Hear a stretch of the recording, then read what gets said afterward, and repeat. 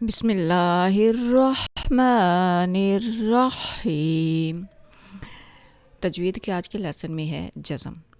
جزم کیا ہے اور اس کی علامت اور اس کی وجہ، یہ کیوں حرف پر آتی ہے، یہ سب ہم آج پڑھیں گے۔ سب سے پہلے تو جزم جو ہے یہ دو طرح سے لکھی جاتی ہے۔ ایک یہ اس کی یہ ہے، یہ اوپر کو اٹھا ہوا چھوٹا سا کرو، اور دوسرا یہ چھوٹی سی دال کی شکل میں۔ یہ دو شکلوں میں حرف کے اوپر آتی ہے۔ جس حرف پر جزم آتی ہے اس حرف کی اپنی آواز بند ہو جاتی ہے، اس کی اپنی آواز نہیں ہوتی، وہ پچھلے حرف کی آواز کے ساتھ مل کر پڑھا جاتا ہے۔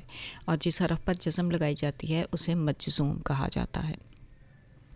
جیسے کہ یہاں پہ اب میں حمزہ زبر با، اب با کی اپنی آواز نہیں بلکہ با جو ہے وہ حمزہ کی آواز کے ساتھ مل کے پڑھا جائے گا، اور با جو ہے اس کو ہم کہیں گے ساکن یا سکون کی حالت میں۔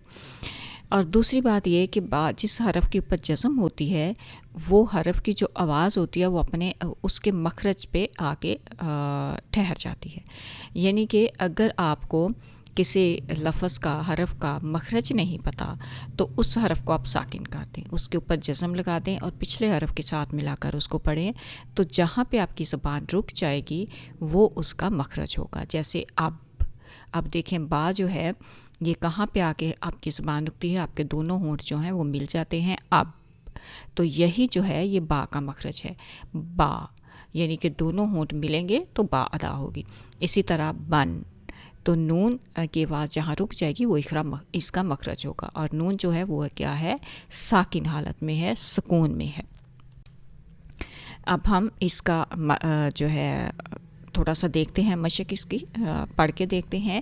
یہ جو جزم ہے با کے اوپر، یہاں با کے اوپر جزم ہے، یا زبر با یب، کاف کھڑی زبر قا، یب قا، تو یہاں پر کیا ہے کہ یہ جزم یا کے اوپر بھی جزم ہے اور با کے اوپر بھی جزم ہے، تو یہ دونوں جو حروف ہیں یہ سکون کی حالت میں ہے، یہ پچھلے حرف کی جو حرکت ہے اس کے ساتھ مل کے پڑھے جائیں گے۔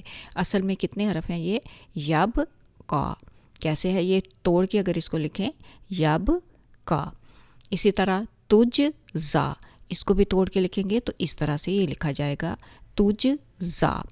اور شن اصل میں ایسے یہ لفظ ہے جو لکھا گیا ہے۔ اب یہاں پر مشق ہے، اس کو آپ نے خود جو ہے وہ توڑ کے لکھیں اور اس کو دیکھیں کہ کہاں اس کے اوپر جزم آئے گی اور کہاں نہیں آئے گی۔ تو آج کا اتنا ہی لیسن ہے۔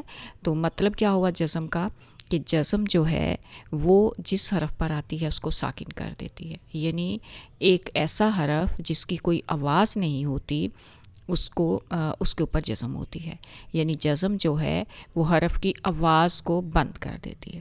اگر چند الفاظ میں اس کا مطلب سمجھیں، جزم حرف کی آواز کو بند کر دیتی ہے، جس حرف پر جزم آتی ہے اس کی آواز اپنی بند ہو جاتی ہے، وہ پچھلے حرف کی آواز کے ساتھ مل کے پڑھا جاتا ہے۔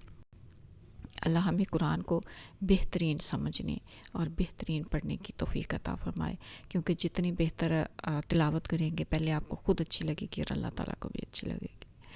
اللہ تعالیٰ ہمیں اس کی توفیق عطا فرمائے، آمین۔ السلام علیکم ورحمۃ اللہ۔